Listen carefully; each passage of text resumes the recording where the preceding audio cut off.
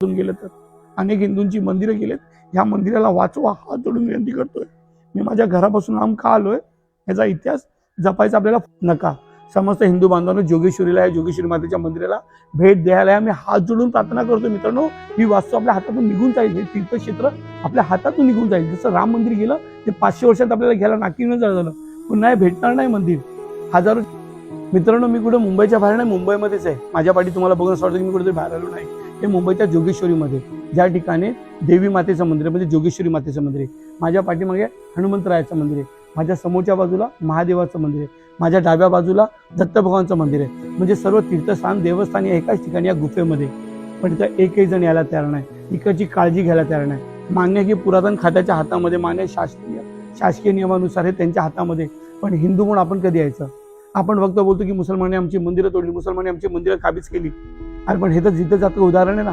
इथं काय आपण येते? विचार करा हिंदू बांधवांना. तुम्ही सहकुटुंब, सहपरिवार, सहल म्हणून तुम्ही केदारनाथ, बद्रीनाथ, अमरनाथ यात्रा सर्व ठिकाणी जाता, भारत आणि भारताच्या बाहेर.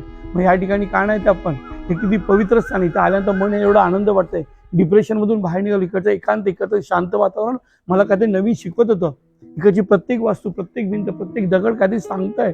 हे गुफेमधलं एक असं एक पौराणिक आणि पुरातन वस्तू आहे, ज्याला समोर आपण तीर्थक्षेत्र म्हणून म्हणतो, पण आपण त्यांनी यायला तयार नाहीये.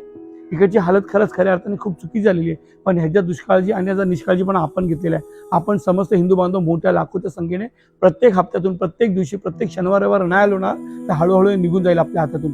विचार करा, हे जर माझ्या मुस्लिम बांधवांचं असताना हातामध्ये जर सोन्याने पिवळं केलं असतं, हे ख्रिश्चन लोकांचं असतं, ह्याची काहीतरी वेगळी वस्तू केली असती. पण दुःख की हिंदूंचा, आणि हिंदू ते यायला तयार नाहीये. हिंदूंनी नेहमी दुसऱ्यांना दोष देतात, पण हिंदू स्वतः काय करतोय? नका.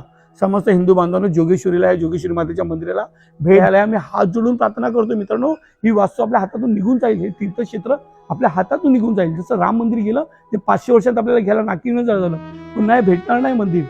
हजारोच्या संख्येने तर दर्शनाला या, आरतीला या. आणि इकडचे भक्तगण खूप चांगले आहेत, इकडचे सेवादारी चांगले आहेत.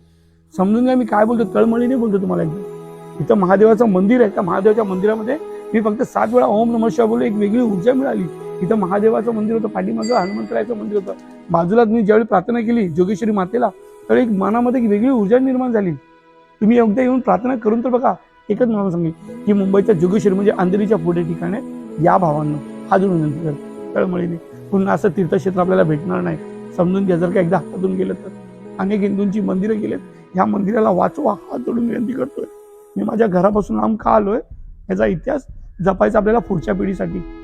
जय श्रीराम, जय शिवराय, जय लवजी.